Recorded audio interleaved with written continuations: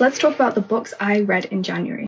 This had been on my list for ages and I did not realise how much of a banger it would be. Picture The Hunger Games had a baby with Game of Thrones, and that is what this is, this bit here, with like Helm's Deep-esque battles. Sci-fi. Trust me, I can't explain it in any other way if you haven't read it. So read it. Next book I read was Salt Blood, which I did enjoy.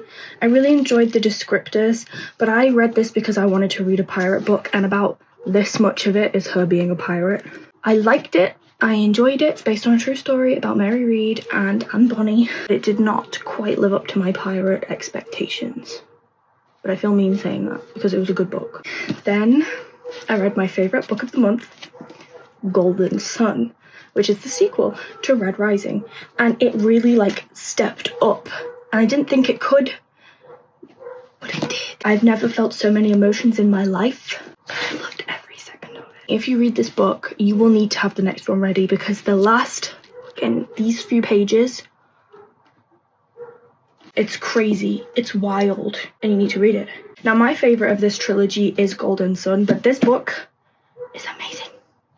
I love this one too. I just loved all three of them, okay? I haven't started the next one because I'm giving myself a little breather from all of the traumatic experience, and then I'll go back to it. Simultaneously to that, I read, I'm just gonna hold a book because I'm still holding a book.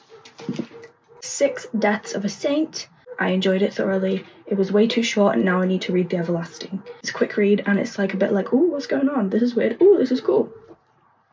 She's Always Hungry by Eliza Clark. I listened to it as an audiobook primarily, and I started off thinking it was going to be like a book. I didn't realise it was short stories because I always go into everything blind. They were written well. Some of them were mind-blowing. Some of them I was like, you could have taken this out. I would recommend, if you like creepy stuff, it's not even that creepy, but it's just a bit disconcerting.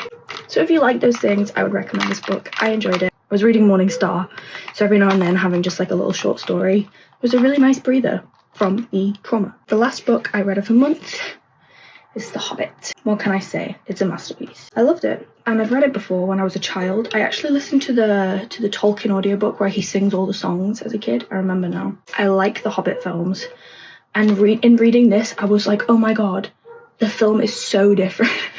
I feel like that's a given, but I feel like the film lacks the whimsy and tries to make it too serious.